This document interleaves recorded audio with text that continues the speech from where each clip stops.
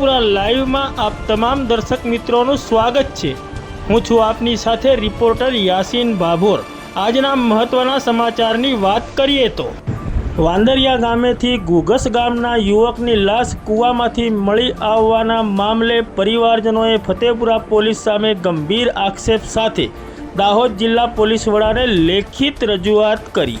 મૃતકના શરીર ઉપરથી સોના ચાંદીના દાગીના ગાયબ થવા બાબતે તેમજ આરોપીઓ સામે હત્યાનો ગુનો દાખલ કરવા બાબતે લેખિત રજૂઆત કરાઈ। દાહોદ જિલ્લાના ફતેપુરા તાલુકાના વાંદરિયા ગામે એક ચોંકાવનારી અને ગંભીર ઘટના સામે આવી છે, જેમાં એક યુવાનની નિર્દયી હત્યા કરીને તેની લાશ કૂવામાં નાખી દેવામાં આવી હોવાનો આક્ષેપ કરવામાં આવ્યો છે। આ મામલે મૃતકના પરિવારજનો દ્વારા ફતેપુરા પોલીસ તંત્ર પર પણ ગંભીર આક્ષેપો કરવામાં આવ્યા છે। ફતેપુરા તાલુકાના ઘુઘસ ગામના રહેવાસી અને મૃતકના ભાઈ અશ્વિન લવજી ડાંગીએ દાહોદ જિલ્લા પોલીસ વડા સમક્ષ રજૂઆત કરતા જણાવ્યું છે કે તારીખ 15 એપ્રિલ 2026ના રોજ તેઓ અને તેમના ભાઈ અને પરિવારજનો વાંદરિયા ગામે એક લગ્ન પ્રસંગે ગયા હતા। તે દરમિયાન ડીજે બાબતે બોલાચાલી થતાં આરોપીઓ સાથે ઝપાઝપી અને ગાળાગાળી થઈ હતી। જો કે બાદમાં મામલો શાંત પડી ગયો હતો। લગ્ન વિધિ પૂર્ણ થયા બાદ મૃતક ભાઈ અચાનક ગુમ થઈ જતા પરિવારજનો દ્વારા શોધખોળ હાથ ધરવામાં આવી હતી। બીજા દિવસે સવારે ફોન દ્વારા જાણ કરવામાં આવી હતી કે તેમના ભાઈની લાશ વાંદરિયા ગામના કૂવામાં મળી છે।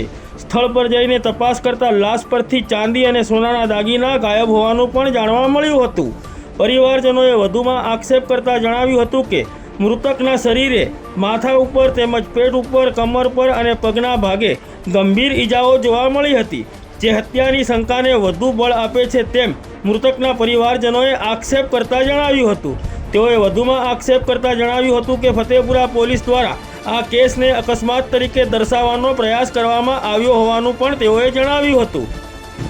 આ સાથે લેખિત રજૂઆતમાં પરિવારજનોએ ફતેપુરા પોલીસ પર આક્ષેપ મૂકતા જણાવ્યું છે કે ફતેપુરા પોલીસ દ્વારા મૃતકની પત્નીને ધાક ધમકી આપીને ફરિયાદમાં ફેરફાર કરાવવામાં આવ્યો છે, તેમજ ગંભીર ગુનાને હળવો બનાવી દેવામાં આવ્યો છે। ત્યારે અરજદારે માંગણી કરી છે કે આ સમગ્ર મામલે નિષ્પક્ષ અને ઉચ્ચ સ્તરની તપાસ કરવામાં આવે તથા આરોપીઓ સામે હત્યાનો ગુનો દાખલ કરી કડકમાં કડક કાર્યવાહી કરવામાં આવે તેવી પરિવારજનોએ માંગ કરી છે।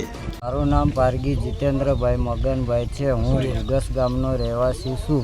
મને અમારા ઘુઘસ ગામના વતની મુકેશભાઈ જે મરણ પામેલ છે તે દેવરાઈ ફળિયામાં રહે છે અને મને સાંજે 5 વાગ્યે ફોન આવેલો કે અમારો ભાઈ મળે આવેલ નથી અને વાંદરિયા લગ્નમાં ગયો હતો તો ત્યાં ખોવાઈ ગયો છે, તો આપણે ફરિયાદ આપવા જવાનું છે।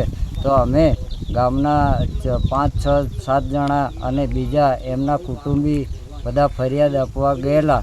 ત્યાં અમને બધાને પોલીસે બહાર તમે બેસો એમ કરીને બહાર કાઢી દીધેલ અને જે મુકેશભાઈ મરણ પામેલ છે એમની પત્નીને અંદર બોલાવી એમની રીતે ફરિયાદ લખવામાં આવેલ છે અને ફરિયાદમાં જે કંઈ બોલેલા છે તે લખવામાં આવેલ નથી અને ખોટી ધમકીઓ પોલીસે આપી અને ફરિયાદમાં એમની રીતે લખાણ કરી અને એફઆર ખોટી કરી અને મોકલી દીધેલ। અને બીજે દિવસે અમે જ્યારે કૂવામાંથી લાશ મળી ત્યારે અમે ગામના બધા આગેવાન અને કુટુંબીજનો દેવરાઈ ફળિયાના ઘુઘસ ગામના અમે પોલીસ સ્ટેશને ગયા। ત્યારે ત્યાં પોલીસ સ્ટેશનમાં અમને તે સુશીલાબેન છે એમને બોલાવો એમ કરીને એમની રીતે બૈરી બોલી અને એ બોલશે એ જ લખાશે એમ કરીને અમને બહાર બેસાડેલ અને ખોટી એમની રીતે ફરિયાદ લઈ લીધેલ અને આ કેસમાં ખોટું કરવામાં આવેલું છે અને જે એમના મુકેશને વાગેલું હતું એ અમે જોયું।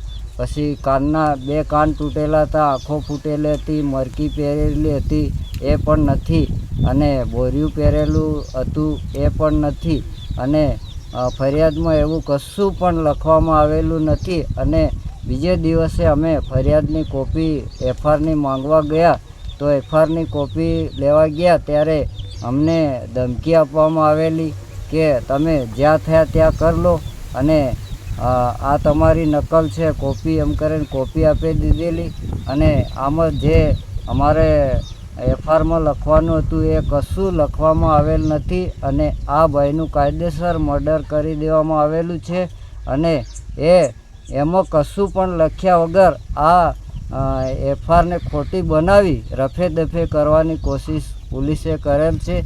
તેથી અમારા ગામના આ ગરીબ માણસને સાચો ન્યાય મળે એવી અમારી માંગ છે અને અમારા ગામના આ જે કંઈ માણસોએ મારી નાખ્યો છે એને જેલમાં મૂકવામાં આવે અને અમારા ગામના આ ગરીબ માણસને સાચો ન્યાય મળે એવી અમારી માંગ છે.